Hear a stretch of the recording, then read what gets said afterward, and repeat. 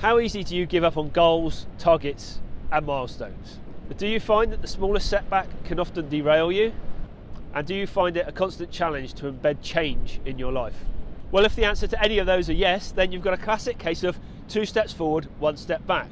Or in some cases, 2 steps forward, 3 steps back. So let's have a look at a few ways of how to stay the course, to keep moving forward. So what are those areas where you tend to find that you take 2 steps forward and 1 step back?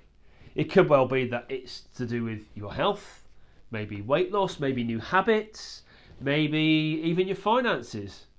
But the key thing with all of these is to make sure that you're focusing on the long-term plan, where it is you actually want to get to. So let's take finance, for example. Here's a graph of the FTSE 100 index from 1984 to 2013. And what they've modelled here is the actual returns of the value of the FTSE 100 index against the long-term average. And as we can see, things go along. There's a bit of upsurge here and there. And then all of a sudden we get to 1997 and the market goes away, and it races away until 2000 when we had the tech wreck.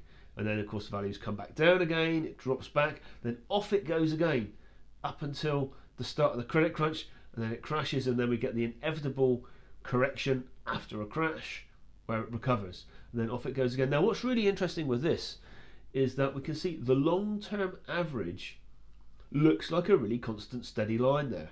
But in reality, what we get is a lot of ups and downs, big opportunities, missed opportunities, times of great exuberance and times of great sorrow and misery and unhappiness. But overall, if we can stick to the plan, we're going to get a good return.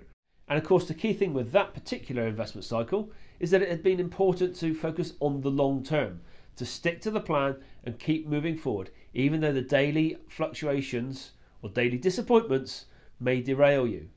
So let's put that into a health context now. If you've maybe got a target of losing weight and you're looking to try and lose maybe a stone over a period, and usually with weight loss we tend to see that there's rapid progress in the first week or two, and then it tails off a little bit, and then maybe there's some more enthusiasm and off it goes again. So we can see here that it's not a straight line.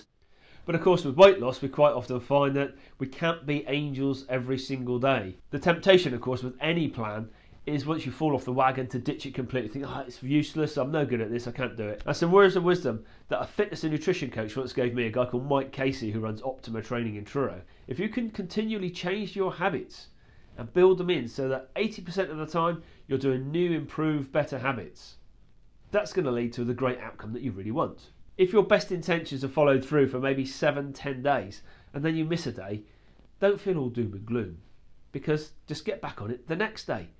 And so you can recover, you can continue making that progress. So very much like that FTSE 100 graph that we looked at, where it grew incredibly well and then dropped back and then it went again, the same thing can apply to our motivation, our moving forward with those goals and habits and those things that we want to achieve. And so perhaps the key thing is not to beat yourself up when it doesn't quite go to plan.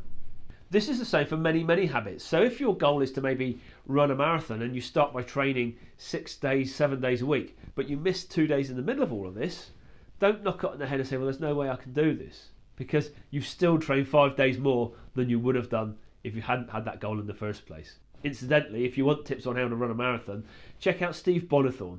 He's a specialist who deals with marathon training. The key to all of this is to keep making that progress and don't beat yourself up when it doesn't quite go to plan, because what you've done is better than having done nothing at all.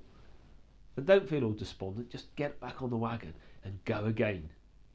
Now I'm going to brave the elements again just to wrap this video up. 3 key messages here. 1, focus on the long-term goal, and remember, it's a marathon, not a sprint. 2, embrace and celebrate what you have achieved. It's great things you're doing. And finally, remember that 2 steps forward and 1 step back is still progress.